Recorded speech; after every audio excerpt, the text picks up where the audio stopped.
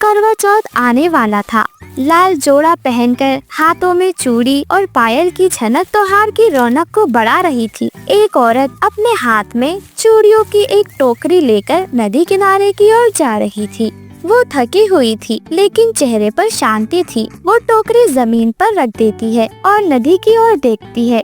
हे चांद महाराज, आज फिर करवा चौथ है। हर साल मैं इन्हीं चूड़ियों को पहनकर आपका व्रत करती हूँ। इन्हीं में मेरी सुहाग की दुआ है। मेरी उम्मीद है अगर कभी मैं इन्हें भूल भी जाऊँ तो आप इनका आशीर्वाद जरूर पहुँचा देना किसी भी जरूरतमंद के पास। वह औरत कुछ समय तक वहीं खड़ी रहती है और उसके बाद अपने घर की ओर वापस हो जाती है, लेकिन चूड़ियों की टोकरी वो वहीं भूल जाती है।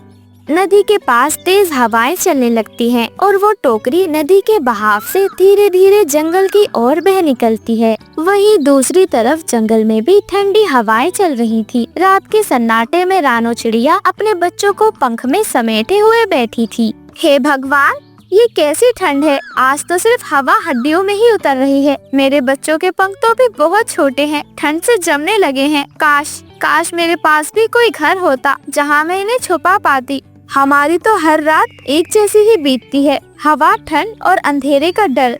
माँ, कल सूरज निकलेगा तो हमें गर्मी मिलेगी। मुझे बहुत ठंड लग रही है मम्मा। हाँ मम्मा, मुझे भी बहुत ठंड लग रही है। देखे, मेरे पंख कांप रहे हैं और हड्डियाँ जम गई है मम्मा। अपने छोटे छोटे बच्चों की चोट से ऐसी बात सुन रानो चिड़िया की आंख में आंसू आ जाते हैं। वो अपने दोनों बच्चों को अपने पंखों से ढक लेती है। मेरे लालो, माँ कोशिश कर रही है। मैं तिनके लाती हूँ तो हवा उड़ा ले जाती है, मेहनत करती हूँ तो ताकत जवाब दे देती है, लेकिन हिम्मत मैं वो नहीं छोड़ूंगी। मेरे बच्चों, माँ के सीने में उम्मीद की आँच होती है, मैं उसी से तुम्हें गर्म रखूंगी। ऐसे ही सुबह हो जाती है। सुबह की हल्की धूप निकल चुकी थी। रानो चिड़िया ने ठान लिया था कि आज वो मदद मांगेगी। वो सबसे पहले अपने दोस्त मिट्ठू तोते के पास जाती है। मिट्ठू भाई, सुनो ना, रात भर बच्चे कांप रहे थे। मेरे पास ना तो तिनका बचा है ना पत्ता। अगर कुछ बचा हो तो दे दो ना भाई। मैं बच्चों के लिए एक छोटा सा घर बना लूंगी। तुम तो हमेशा कहते हो ना, माँ की मेहनत सबसे बड़ा चमत्कार होती है। अरे रानो बहन, तेरे दिल में जो सच्चाई है ना, वो पूरे जंगल में किसी के पास नहीं। मेरे पास भी ज्यादा कुछ नहीं है, पर देख, ये 2-4 सूखे पत्ते हैं। इनसे शायद दीवार ना बने, पर एक कोना जरूर गर्म होगा। और हाँ, याद रखना, जो माँ अपने बच्चों के लिए रोती है उसे खुदा कभी खाली हाथ नहीं छोड़ता।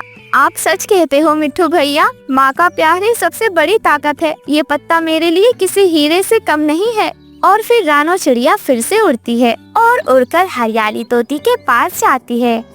हरियाली बहन, आपके घर की खुशबू तो दूर से ही आती है। अगर आपके पास कुछ सूखे पत्ते या फिर तिनके हो तो मुझे दे दो। मेरे बच्चे ठंड से कांप रहे हैं। अरे रानो बहन, मेरे पास पत्ते तो कम हैं, पर मैं तुझसे एक बात कहना चाहती हूँ। कभी अपने हालात को अपनी हार मत समझना। तू वो चिड़िया है जो आंधी में भी गाती है। तेरी मेहनत का रंग एक दिन पूरे जंगल में चमकेगा। बस अपनी कोशिश जारी रख। और अगर तुझे कभी लगे कि सब कुछ खत्म हो गया है तो याद रखना, कुछ नया शुरू होने वाला है। हरियाली बहन, तुम तो हमेशा दिल की बात कहती हो। चलो, आज तुम्हारी ये बात मेरा सहारा बनेगी। रानो चिड़िया वहाँ से उड़ जाती है और वो उड़ते उड़ते कालू कौवे और गोरी कौवी के घर के पास पहुँच जाती है। कालू कौवा और गोरी कौवी अपने बड़े और शानदार घर में मजबूती से बैठे हुए थे। उनके पंख और उनकी चोंच चमक रही थी। कालू भाई, गोरी बहन, एक विनती है, मेरे बच्चों के लिए कुछ तिनके दे दो। या फिर आपका घोंसला इतना बड़ा है, कोई जगह बची हो तो मुझे वहाँ छुपने दो। अरे वाह वाह चिड़िया, फिर आ गई तू मदद मांगने। है, हर वक्त मदद की भीख मांगती रहती है। रानो, तू मेहनत से ज्यादा दया मांगती है। कभी सोचा है, उड़ती फिरती है, ठहरती नहीं। हाँ कालू जी, सही कहा मेरे राजा आपने। ये तो रोने की मशीन है, सबको परेशान करती रहती है। और सुनो रानो, हमारे घर के पास मत मंडराना, वरना हमारे बच्चे भी डर जाएंगे कि गरीबी की हवा कहाँ से आ रही है। कालू भाई, मैं दया नहीं मांग रही, ना ही भीख मांग रही हूँ। बस अपने बच्चों की सांसें मांग रही हूँ। जब ठंडी हवा मेरे बच्चों के सीने में चुभती है तो ये देखकर मेरा दिल तड़प उठता है, क्योंकि मैं एक माँ हूँ।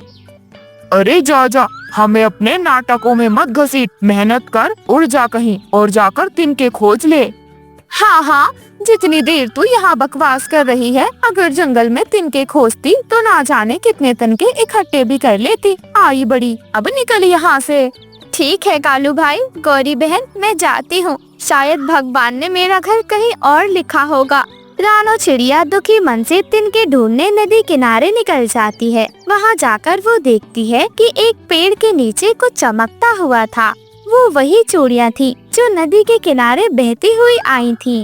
अरे ये क्या चमक रहा है? ये तो किसी इंसानों की चूड़ियाँ लगती हैं। ये कितनी चमकदार हैं। लोगों के लिए ये जरूर टूटी होंगी, पर मेरे लिए ये तो एक खजाना है। अब देखना ये रानो क्या कमाल करती है। इन चूड़ियों से मैं ऐसा घर बनाऊंगी कि पूरा जंगल दंग रह जाएगा। ना तिनके उड़ेंगे, ना हवा अंदर जाएगी, और सबसे बड़ी बात, ये घर मेरे बच्चों की हंसी से सजेगा। और फिर रानो चिड़िया दिन रात मेहनत में लग जाती है। वो एक एक चूड़ी जोड़कर अपने लिए एक सुंदर सा चूड़ी का घर बनाकर तैयार कर लेती है। वो घर चमक रहा था। तभी उड़ती हुई हरियाली तोती और मिठू तोता उसके पास आ जाते हैं। अरे वाह रानो, तेरा घर तो चमक रहा है। पूरा जंगल तेरे घर की रोशनी से चमक रहा है। अरे हाँ हाँ हरियाली, आज तो एक माँ ने अपने बच्चों के लिए दिन रात मेहनत की और जादूगर बन गई है। ये घर तिनकों से नहीं, प्यार से बना है, प्यार से। इतना सुनकर रानो चिड़िया की आंखें भर आती हैं। मिठू भैया, हरियाली बहन, मेहनत और माँ का दिल जब दोनों एक साथ हो तो कुछ भी नामुमकिन नहीं है। वही दूर पेड़ पर बैठा हुआ कालू कौवा ये सब देख रहा था। गोरी देखो तो जरा, ये वही रानो का घर है जो हमारे दरवाजे से ठुकरा कर गई थी। अब देखो, इसका घर तो राजा महाराजाओं जैसा सुंदर है, बिल्कुल महल लग रहा है। हाँ कालू जी, सच में ये कैसे कर लिया छोटी चिड़िया ने? कालू, कहीं ये इंसानों का जादू तो नहीं, या किसी ने इसे दान में दे दिया ये घर? गोरी, दान कोई नहीं देता, लगता है चोरी की होगी। चल चल चल, देखते हैं आखिर असलियत क्या है। फिर कालू कौवा और गौरी कौवी दोनों उड़कर रानो चिड़िया के घर के पास पहुंच जाते हैं। अरे अरे, ये क्या तमाशा है? ये इतनी चमक धमक कहाँ से आई है? किसका घोंसला चुराया है तूने रानो? नहीं नहीं कालू भाई, ये तो नती का तोहफा है। करवा चौथ की चूड़ियाँ बहकर मेरे पास आ गई थी। मैंने उन्हीं को जोड़ जोड़ कर ये घर बनाया है। हर टूटी चूड़ी किसी औरत की दुआ है। शायद वही मेरे बच्चों का घर बन गई है। ये सुनकर कालू कौवा और गौरी कौवी अपना सर झुका लेते हैं। रानो, तो ये सब तेरी मेहनत का नतीजा है, और हम तो समझ रहे थे कि तू बस मांगना ही जानती है।